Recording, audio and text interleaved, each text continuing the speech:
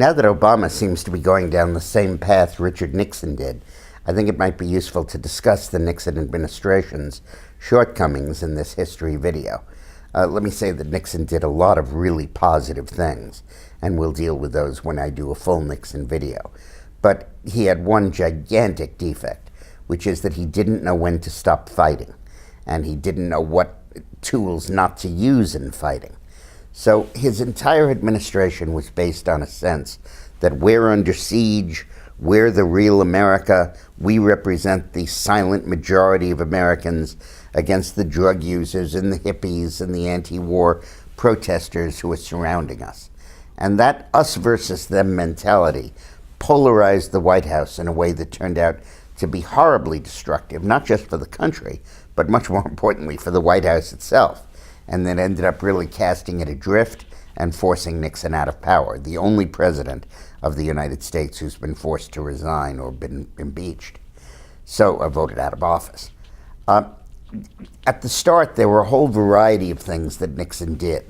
He set up what was called a Plumbers Unit to track down leaks in the White House. And he ended up wiretapping not only his political opponents, but his own staff. And he ended up trying to completely turning his staff into a state of siege.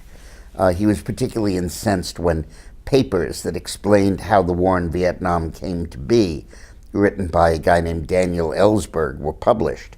And he broke into the office of Ellsberg's psychiatrist in the search of derogatory information on Ellsberg.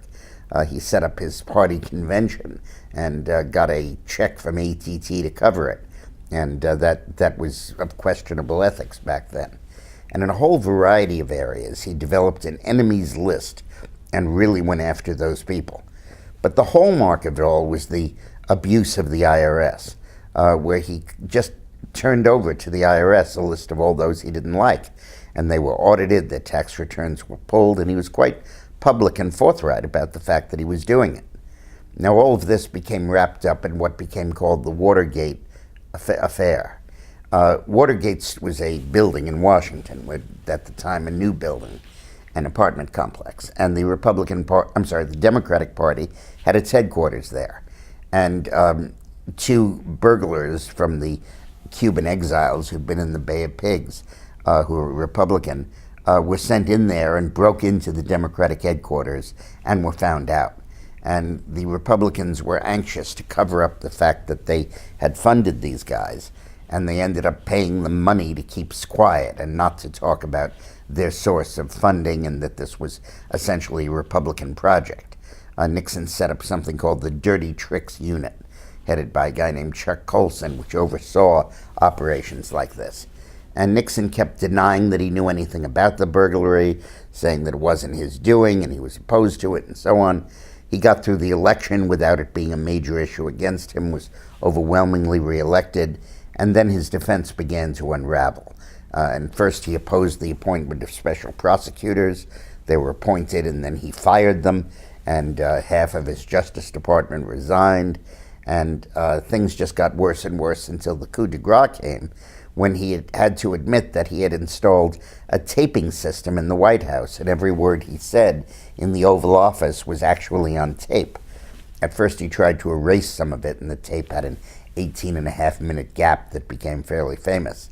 But finally the Supreme Court ruled that he had to turn over the tapes, and he did, and it contained very explicit mentions about how he would blame the burglary on the FBI and the CIA, and he would say that it was a national security thing, and he orchestrated the payment of money to the Cubans, and that ultimately led to his being forced from office. The parallels with Obama are this sense of us against them, this sense of class warfare, this sense of using the entire federal government against those who opposed him. In Nixon's case, he saw it as defending American values. In Obama's case, he sees it as opposing the rich who work their will and overcome the voices of the American people.